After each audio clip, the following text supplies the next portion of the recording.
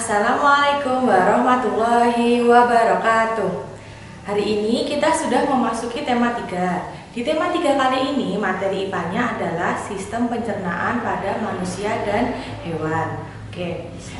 Makhluk hidup tiap hari memerlukan makanan untuk bertahan hidup. Nah, makanan itu ketika masuk ke dalam tubuh kita akan diolah dan diproses oleh tubuh untuk diserap sari-sari makanannya. Nah, jadi apa itu sistem pencernaan? Gampangannya begini, kalau kita makan, makanannya masuk ke mulut kita, kemudian di dalam tubuh kita terjadi pengolahan, terjadi penyerapan sari makanan, kemudian sampai makanan keluar lagi. Nah, itulah yang disebut dengan sistem pencernaan, mengubah dari zat makanan yang tadinya kasar menjadi makanan yang lebih halus dan sederhana supaya lebih mudah diserap sari-sari makanannya. Nah, organ pencernaan pada manusia ini dimulai dari mulut. Nah, di dalam rongga mulut ini ada kelenjar ludah, kemudian ada kerongkongan, ada hati, ada lambung, ada pankreas, ada usus halus, ada usus besar, dan ada anus. Nah, yang pertama adalah rongga mulut. Kalau kita membuka mulut kita, di dalam mulut kita ini ada gigi, ada lidah, ada kelenjar air ludah. Nah, di mulut ini terjadi dua macam pencernaan. Ada pencernaan mekanik dan pencernaan kimiawi. Di dalam rongga mulut, makanan akan dicerna secara mekanik oleh gigi, lidah, dan kelenjar air liur dengan cara dikunyah dan dihaluskan agar menjadi potongan-potongan makanan yang lebih halus. Nah, sedangkan pada pencernaan kimiawi, pencernaan makanan di rongga mulut dibantu oleh enzim amilase atau enzim petialin yang dihasilkan oleh kelenjar air liur. Enzim ini berfungsi untuk mengubah amilum atau karbohidrat menjadi maltosa, sehingga makanan yang kita makan rasanya akan terasa manis. Nah, sebagai organ utama di mulut ada gigi. Gigi manusia ada 3 jenis. Ada gigi seri berbentuk pahat, berfungsi untuk memotong makanan. Ada gigi taring berbentuk lancip dan runcing, berfungsi untuk menusuk dan mengoyak makanan. Dan gigi geraham yang berbentuk rata bergerigi, berfungsi untuk mengunyah makanan. Selanjutnya, makanan tadi turun ke kerongkongan. Nah, diperhatikan ya, kalau untuk sistem pencernaan namanya adalah kerongkongan, sedangkan untuk sistem pernafasan namanya tenggorokan. Sama-sama letaknya ada di leher, tapi mereka memiliki jalur dan fungsi yang berbeda. Nah, di kerongkongan ini, makanan akan didorong ke lambung oleh kerongkongan melalui gerak peristaltik. Dari kerongkongan tadi, kemudian masuk ke dalam lambung. Nah, di lambung ini juga terjadi pencernaan mekanik dan kimiawi. Pertama, pencernaan makanan secara mekanik dilakukan oleh otot-otot lambung yang berkontraksi, melakukan gerakan meremas, menggiling makanan sehingga menjadi bentuk yang lunak seperti bubur makanan. Yang kedua, pencernaan secara kimiawi. Pada lambung dibantu oleh enzim-enzim pencernaan yang dihasilkan oleh lambung atau getah lambung. Nah, enzim dari getah lambung ini ada 3 macam. Pertama, ada enzim asam klorida atau HCl, berfungsi membunuh bibit penyakit yang masuk bersama makanan. Yang kedua, enzim pepsin, berfungsi mengubah protein menjadi pepton. Yang ketiga, enzim renin, berfungsi menggumpalkan protein susu menjadi kasein dengan bantuan kalsium. Nah, kemudian makanan tadi melanjutkan perjalanannya dari lambung yang telah berbentuk bubur makanan, kemudian masuk ke usus halus untuk dicerna kembali dan diserap sari-sari makanannya. Di usus halus ini juga terdiri dari 3 macam usus ya. Yang pertama ada usus 12 jari atau duodenum. Panjangnya sekitar 1/3 meter. Di dalam usus 12 jari ini terjadi pencernaan makanan dengan bantuan getah pankreas.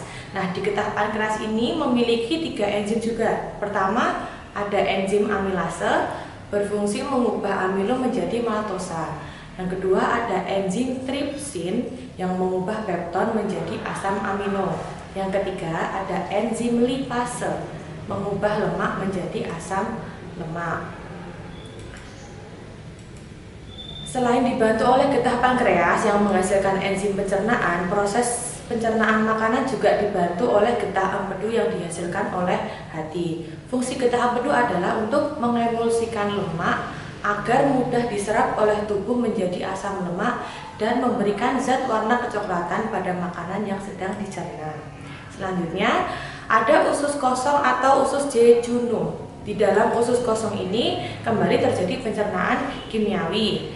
Sama ya, dibantu dengan enzim juga. Di sini enzimnya ada enzim maltase, berfungsi mengubah maltosa menjadi glukosa. Yang kedua ada enzim sukrose, berfungsi mengubah sukrosa menjadi glukosa dan fruktosa. Yang ketiga ada enzim laktase, berfungsi mengubah laktosa menjadi galaktosa. Nah, yang terakhir di usus halus ini ada usus penyerapan atau ileum. Usus ini adalah tempat untuk penyerapan sari-sari makanan di mana zat-zat gizi pada makanan seperti karbohidrat, protein, lemak, dan vitamin diserap di usus. Penyerapan ini dilakukan oleh bagian yang disebut villi.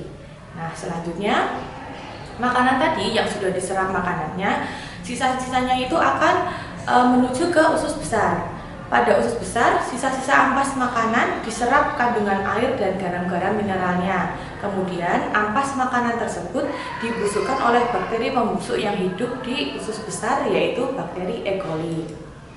Sebelum dibuang ke anus, ampas makanan yang telah dibusukkan oleh bakteri E. coli dan telah berbentuk kotoran atau tinja, terlebih dahulu masuk ke rektum yang terdapat pada ujung usus besar. Rektum memiliki otot polos yang apabila rektum terisi ampas makanan dan otot berkontraksi, maka akan menimbulkan rasa ingin buang air besar. Nah, proses terakhir ya, kemudian sisa makanan tadi masuk ke anus. Anus adalah saluran pembuangan terakhir, tempat keluarnya feses atau tinja ampas makanan sisa proses pencernaan. Nah, itu tadi adalah proses dan organ pencernaan yang ada pada manusia. Sekarang kita lanjutkan untuk sistem pencernaan pada hewan. Nah, kalau untuk hewan ini, karena hewan ini macamnya banyak, mereka hidupnya di habitat yang berbeda, jenis makanannya pun berbeda, maka organ pencernaannya pun juga bisa berbeda-beda. Tapi secara umum hewan-hewan ini memiliki kesamaan, yaitu makanan selalu masuk dari mulut kemudian menuju kerongkongan dan nanti di akhirnya akan diproses oleh usus dan keluar melalui anus atau kloaka. Tapi untuk beberapa hewan memiliki organ khusus, misalnya cacing tanah memiliki tembolok dan empedal. Serangga dan burung memiliki tembolok dan lambung, sedangkan ikan, amfibi, reptilia, dan mamalia hanya melewati organ lambung saja. Nah, di sini ada hewan yang akan kita bahas lebih detail, yaitu hewan-hewan ruminansia atau hewan yang memamah biak.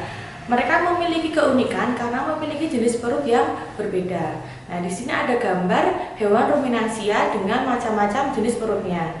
Urutannya adalah makanan akan masuk melalui mulut, kemudian ke kerongkongan, masuk ke perut bagian rumen, kemudian ke retikulum, dan makanan ini akan kembali ke mulut untuk dikunyah kembali. Itulah kenapa hewan-hewan mamah biak itu selalu terlihat mengunyah. Nah, dari makanan tadi, setelah dikunyah untuk kedua kali ya di mulut, kemudian masuk ke kerongkongan, lanjut ke omasum, abomasum, usus halus, usus besar, rektum, dan keluar melalui anus. Jadi begitu ya, tadi sudah ada materi tentang sistem pencernaan manusia dan hewan. Manusia dan hewan memiliki organ yang berbeda karena tadi kita habitatnya berbeda, jenis makanan yang dimakan pun juga berbeda.